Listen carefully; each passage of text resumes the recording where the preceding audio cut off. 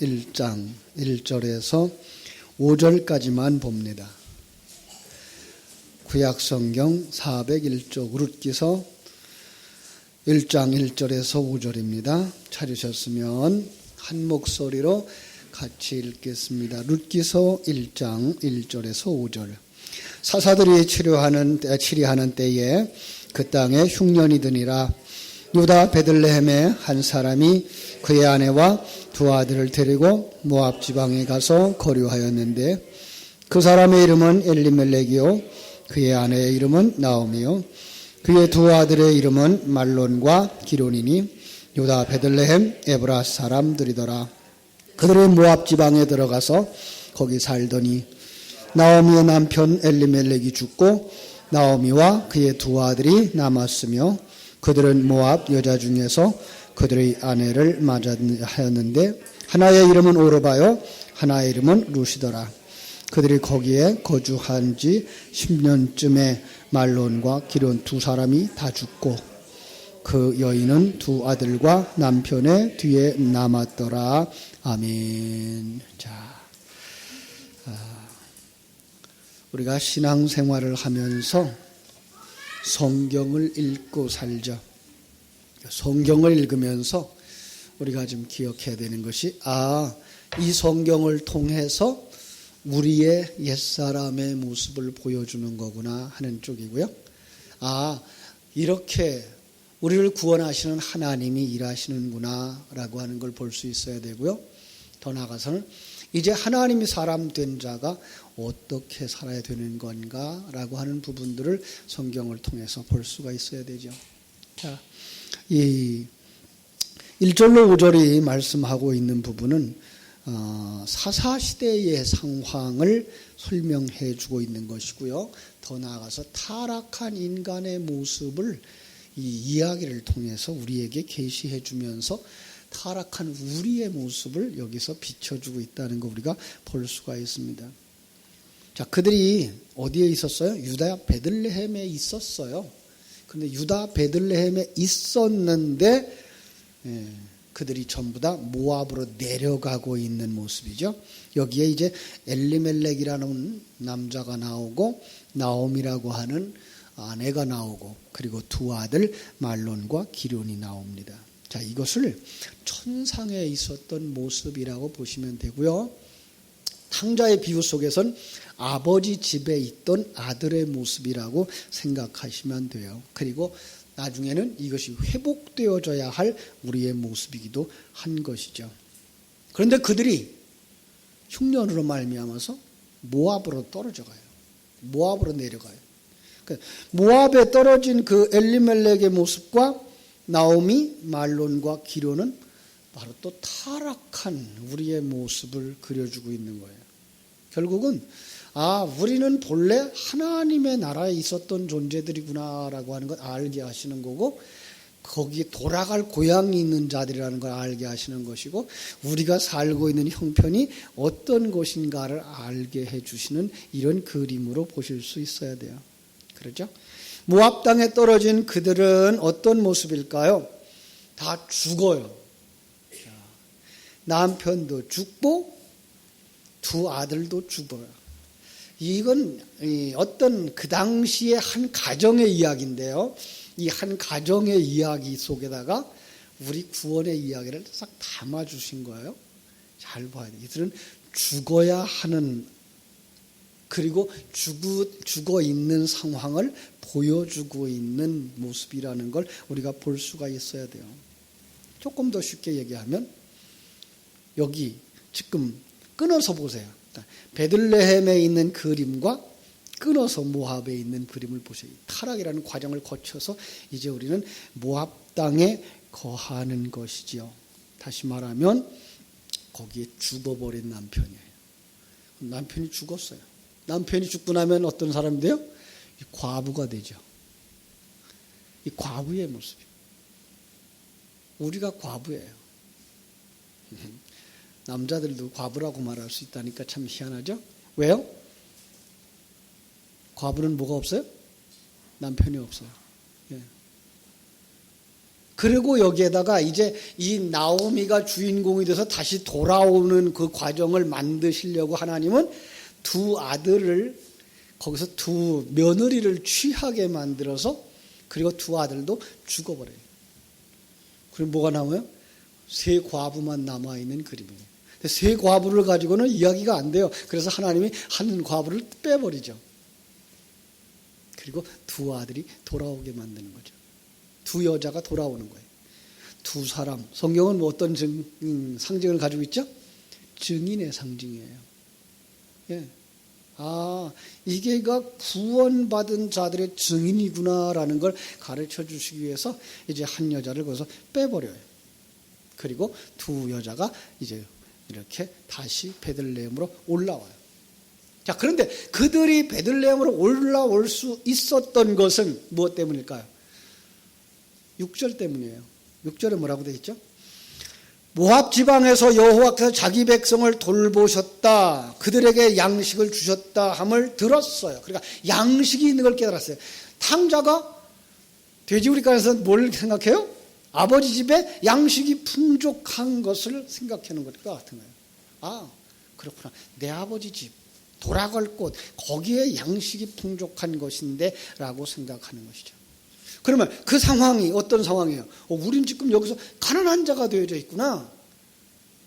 아, 다 죽은 상태구나. 죽어 있다는 말은 우리가 죽어 있다는 얘기가 아니라 우리의 영혼이 죽어 있는 거죠. 그죠? 예. 남자가 죽었어요, 다. 씨가 없어요. 이런 그림이에요. 이들은 아들을 낳을 수 있는 상황이 아니에요. 전혀 소망이 없어요. 이 성경 속에서 재미있는 거는 여자들이 그 믿음의 가정들이 나오면 왜 하필이면 여자들은 아기를 낳지 못하는 상황이 그려지죠? 아브라함에게 있는 그 아내 사라가 자식을 못 낳아요. 예. 한나가 자식을 못 낳아요. 실상은 예수님을 낳을 수 있는 그 마리아가 남자와 잠자리를 못했어요. 여기까지예요. 결국은 우리는 아들을 낳을 수 없는 상황을 그려줌으로 말미암아서 우리는 전혀 아들을 낳을 수 있는 소망이 없는 존재였다는, 우리가 아들이 될 수 없는 그런 존재였다라는 것을 성경은 우리에게 비춰주고 있는 거예요. 근데 그냥 거기로 끝나지 않아요. 하나님은 은혜 입은 자들, 하나님의 택함 받은 자들을 반드시 뭐예요? 아들을 낳게 만드시. 예. 그래서 아브라함에게도 하나님의 약속의 말씀이 그를 마침내 아브라함을 낳게 만들어요. 이삭을 낳게 만들어요. 그죠? 그런데 인간이라고 하는 게 얼마나 교활하고 얼마나 잔꾀가 많고 죄가 많은지, 인간은 인간 나름대로의 아들을 만들어내려고 노력해요. 그게 아브라함에게 있어서는 이스마엘로 나오는 거죠. 그죠? 내가 만들어내는 거예요. 자기가 만들어낸 그것이 아들이고 싶은 거예요. 근데 하나님은 우리의 힘, 우리의 것을 가지고 만들어내는 걸 배제하셔요. 그리고 하나님이 만드신 자녀를 우리에게 주시는 법이죠. 그렇습니다. 이게 바로 영적인 세상이에요. 영적인 세상. 영적인 세상 속에서 신령한 눈이 열려지는 건 언젠가 하면 하나님의 성령이 임하실 때예요.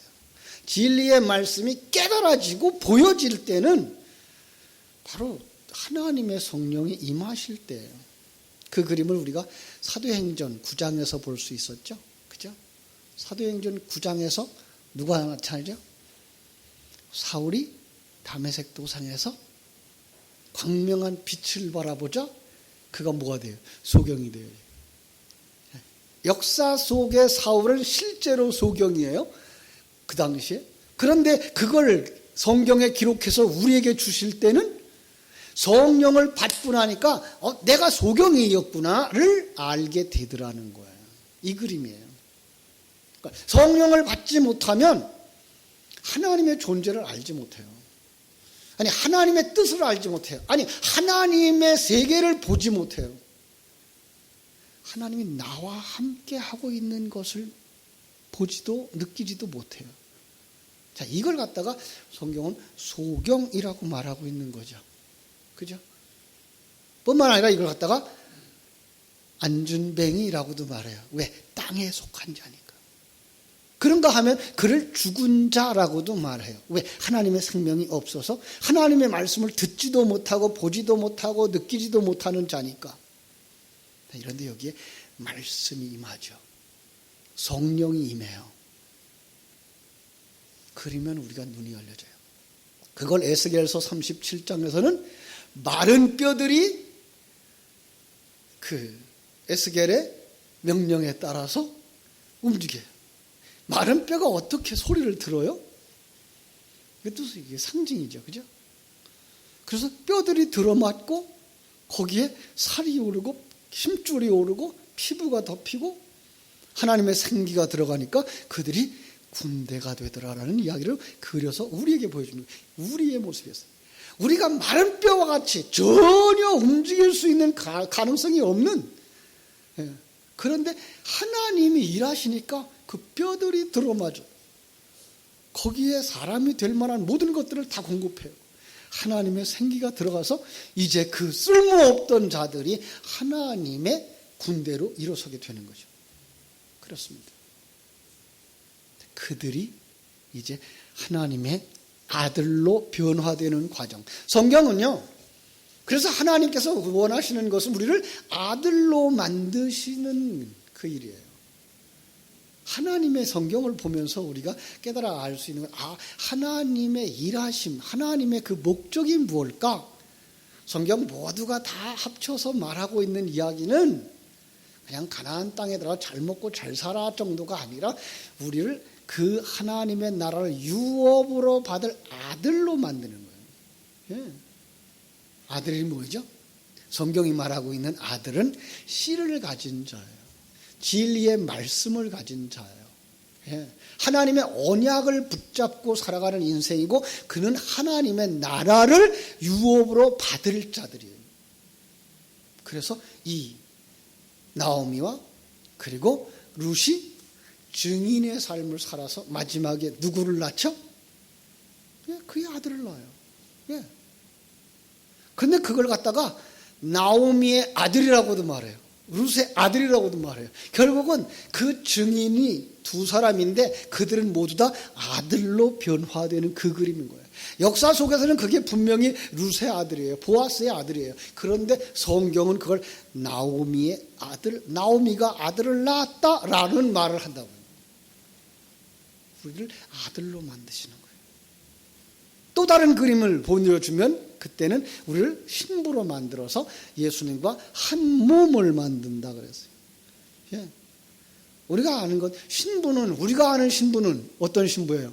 신랑의 팔짱이나 끼는 그런 이제 신부지만 성경이 말하는 신부는 어떤 거예요? 신랑과 짝해서 떨어지지 아니하는 존재. 성경이 이걸 한 몸이라고 말하고 그걸 갖다 사람이라고 말하죠.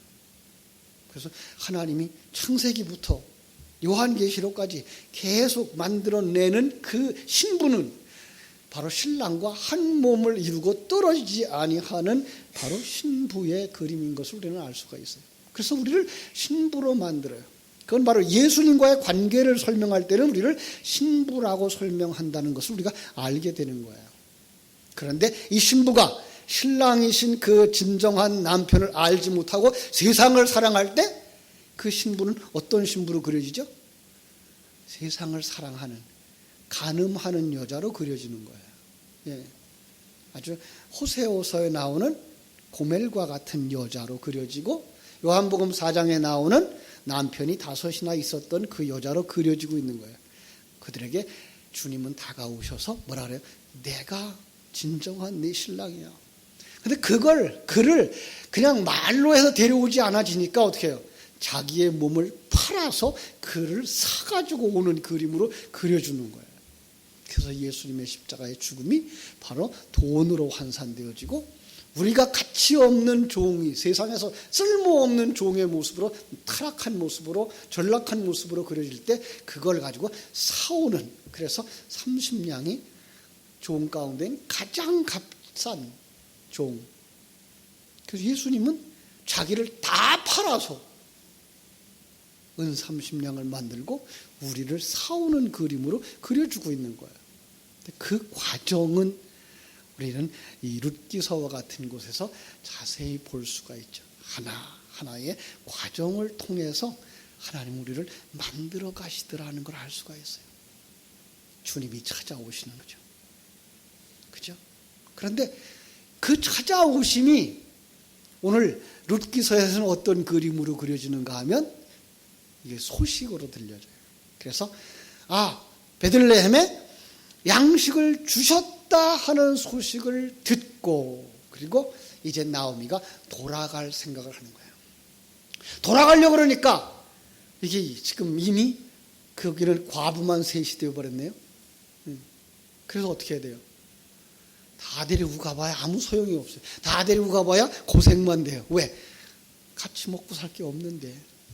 그래서 아주 착한 마음 가지고 돌아가라 그러죠. 네. 내가 뭐 지금 가서 자식을 낳는다 그런들 너희 남편들을 만들어 줄 수 있겠냐? 돌아가라 그래요. 그런데 누구만 돌아가죠? 나오미만 돌아가요. 나오미의 뜻이 뭐예요? 돌아가다예요. 나오미라는 그 뜻 자체가 돌아가다예요. 여러분 돌아가면 안 돼요. 정말로 그 나오미에게 붙어 있는 것이 좋은 것이지 돌아가면 안 되는 거예요. 그죠? 그런데 이 나오미는 돌아가 버려요. 왜 돌아갔을까요? 나오미가. 그는 모압을 좋아해요. 그런데 룻은요. 룻은 눈이 열렸어요. 눈이 열려가지고 이제 1장 16절 가서 보겠습니다. 16절에 가서 이렇게 고백해요. 룻이 이르되 내가 어머니를 떠나며 어머니를 따르지 말고 돌아가라 강권하지 마옵소서. 어머니께서 가시는 곳에 나도 가고 어머니께서 머무시는 곳에 나도 머물겠나이다. 어머니의 백성이 나의 백성이 되고 어머니의 하나님이 나의 하나님이 되시리니 어머니께서 죽으시는 곳에서 나도 죽어 거기 묻힐 것이라. 이미 뭐예요? 하나 되어진 거예요. 하나 되어진 거예요. 우리의 성도의 신앙 고백이에요. 그럼 여기서 나오미는 여기서 룻은 나오미는 그 어머니 나오미는 룻에게 있어서 어떤 의미일까요? 그를 실제로 진정한 신랑이신 성자 하나님에게 짝지어주는 중매자가 돼요. 그렇죠? 그리고 더 나아가서 오늘 우리 성도들의 삶으로 말하면 아직도 참다운 신앙을 알지 못하는 자에게 그를 신앙의 길로 인도해서 예수님 만나게 해주는 전도자의 역할이 되어져요. 그죠? 그럼 우리 전도자의 역할이 얼마나 중요해요? 아직도 알지 못하는 그에게 예수님을 설명해 줘야 되는데 그와 얼마나 밀접해 줘야 돼요? 그를 정말 나를 떠나서는 못 살 것 같은 사람처럼 도와줘야 돼요. 그죠? 그래야만 그가 내가 가는 곳에 가요. 내가 옳다고 하는 것을 해요. 내 말을 따를 수 있어요. 전도자의 역할은 굉장히 중요한 거예요. 사실. 우리는 너무 전도자의 역할을 너무 소홀히 여기고 있어요. 제가 그 천주교회를 부러워하는 게 하나 있어요. 그게 대모의 역할이에요. 대부의 역할이에요. 세례를 받을 때 그 천주교인들은 세례를 영세를 받죠. 영세를 받을 때에 그 양아버지가 있어야 돼요. 양부모가 있어야 돼요. 그래야만 세례를 베풀어요. 그런데 그때 맺어준 부모와 자식의 관계는 실제로 부모와 자식만큼 관계를 가지고 키워요. 어느 정도인가 하면 그 양딸이죠. 거기가 미국에서 결혼을 해요. 그런데 그 양아버지 두 부모가 축하해 주기 위해서 비용을 들여서 거기까지 찾아가서 그를 축하해 줘요. 그렇게 신앙을 배운 그 사람들이 그 부모를 떠나겠어요? 못 떠나죠. 그런데 그리고 배운 사람들은 또 뭐예요? 자기 밑에 그런 사람들 또 둔단 말이에요. 얼마나 중요한 책임인지 몰라요. 우리는 오늘날 우리 기독교회는 너무 쉽게 전도했어, 너무 쉽게 교회에 데려다 놨어, 끝이에요. 아니요. 정말 그 영혼을 어머니 아버지만큼 정성 들여서 키워줘야 되고 돌보아 주어서 우리를 떠나서는 저가 존재하지 못할 것이다라는 생각을 가질 만큼, 그죠? 도와줄 필요가 있는 거죠. 이 두 여인이 이제 베들레헴으로 돌아왔습니다. 온 성읍이 그들로 말미암아 소동이 일어났습니다. 야, 이게 뭐냐? 나오미가 아니냐? 나오미의 뜻이 뭐예요? 은혜로운 자예요. 은혜 받은 자예요. 그랬더니 나오미가 하는 말이, 야, 나를 나오미라고 하지 마라. 나를 마라라고 해라. 이 마라는 괴롭다, 쓰다라는 뜻이에요. 전능자가 나를 괴롭게 했어라는 거죠. 내가 풍족하게 나갔지만 여호와께서 나를 비어 돌아오게 하셨다 그래요. 비워줬어요. 아버지가 그걸 다 낭비해 버렸어요. 탕자처럼. 그렇죠? 여러분, 이 탕자는 아버지의 재산을 가지고 나가서 부귀영화를 누렸을까요? 아주 짧은 비유에서 볼 수 있는 거죠. 그리고 룻기서에는 그 과정을 아주 길게 설명하고 있는 거예요. 그것을 가지고 세상적으로는 잘 됐을 수도 있어요. 예, 이게가 사람들을 더 주님 앞에 돌아오게 못하게 하는 거죠. 그런데 주님은 이 불의한 청지기의 비유나 탕자의 비유나 이 나오미의 비유를 통해서 그들의 삶이 어떻게 됐다고 말해요? 네, 허비하였다, 탕진되었다, 고갈되었다라고 말해요. 어떤 것이요? 물질이 아니고 영적인. 그들의 삶은 하나님을 모르는 상태가 되어졌다. 하나님을 몰라. 하나님을 아는 지식이 없어. 그게 죽은 자고 그게 생명을 가지지 못한 자.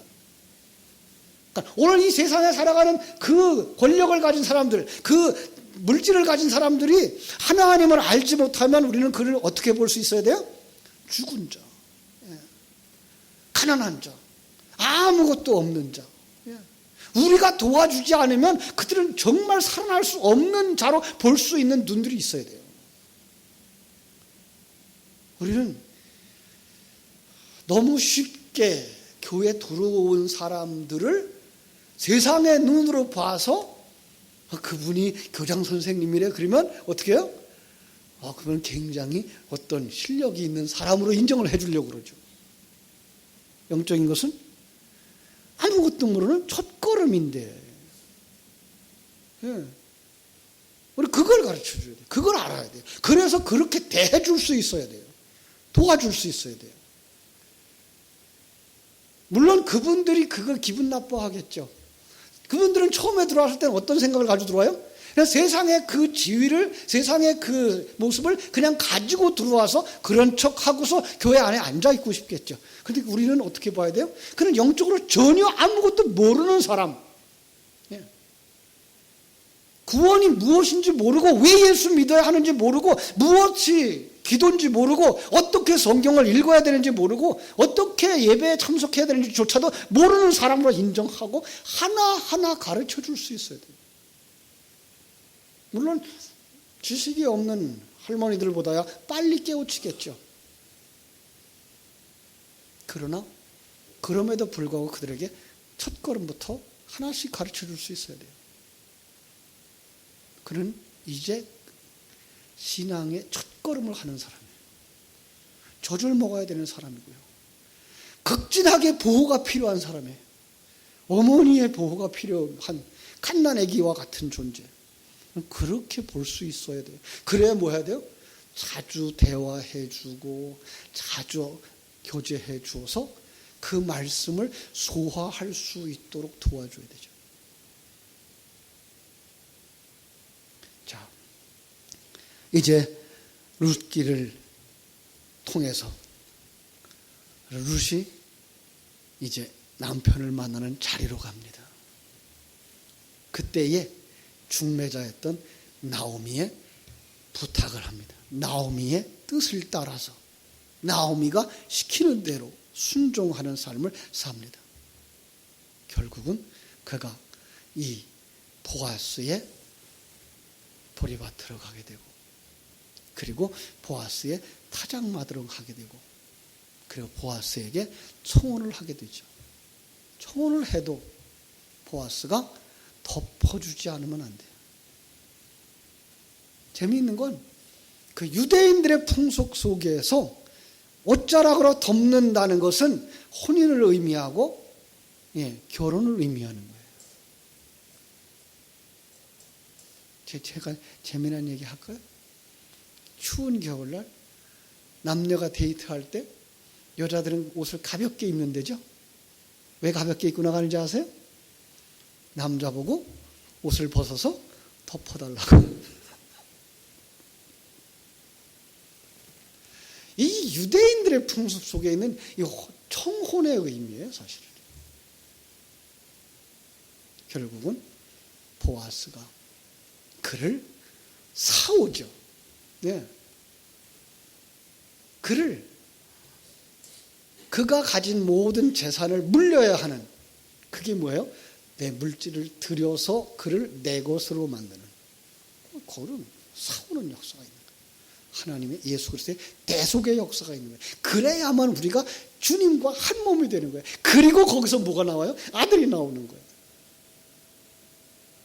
우리가 하나님의 도우심, 예수 그리스도의 도우심이 없으면 우리는 그냥 종교인일 수밖에 없어요. 종교인의 많은 행위를 할 수밖에 없어요. 예수 그리스도의 도우심이 없이는, 예수 그리스도의 역사가 없이는, 성령의 거듭나게 하시는 역사가 없이는 우리는 하나님의 나라를 느낄 수가 없어요. 하나님의 나라를 살아낼 수가 없어요. 그런데 그 하나님의 도우심이 이미 시작되었다는 사실입니다. 이제 우리는 뭐 하면 됩니까? 듣고 마음으로 믿고 주님의 품에 안기기만 하면 됩니다. 왜 여러분들은 이 금요일 날 이 늦은 시간 주무시지 않고 여기에 왔습니까? 예배? 그 예배의 목적이 무엇일까요? 여러분의 기도를 보면 알아요. 그 기도 속에서 여러분들은 정말 내 신앙생활의 목적이 무엇인지 나오게 되는데, 바로 그래서 기도는 진리의 되새김이라고 가르쳐 드리는 거예요. 정말 그 하나님을 여러분이 묵상하셔야 되고, 그 하나님의 일하심을 묵상하셔야 되고, 그 하나님이 우리를 창조한 인생의 목적이 무엇인지 깨달아 아셔야 바른 고백을 할 수 있고 바른 기도를 할 수가 있는 거예요. 그래서 이 밤에 우리 남은 시간 하나님 앞에 엎드려 기도할 때에 바로 오늘 룻기서에 나오는 이 내용들을 가만히 묵상해 보며, 나는 지금 어디에 머물러 있는 사람인가? 나는 아직도 모압 땅에 있는 사람은 아닐까? 나오미와 함께 지금 구원의 길을 가고 있는가? 더 나아가서 정말 우리는 주님과 함께 동행하는 아들인가? 옛사람을 벗어버린, 그래서 하나님이 기뻐하는 하늘나라를 유업으로 받을 수 있는 하나님의 아들이 되었는가? 그런데도 남아있는 내 속에 옛사람들이 있던데 이거 왜 벗어버리지 못하고 있는가? 철저하게 우리 속에 물들어 있는 옛사람의 흔적들, 참 이게 요한계시록을 수요일날 우리가 강의를 하잖아요. 거기에 나오는 그 7교회의 모습들,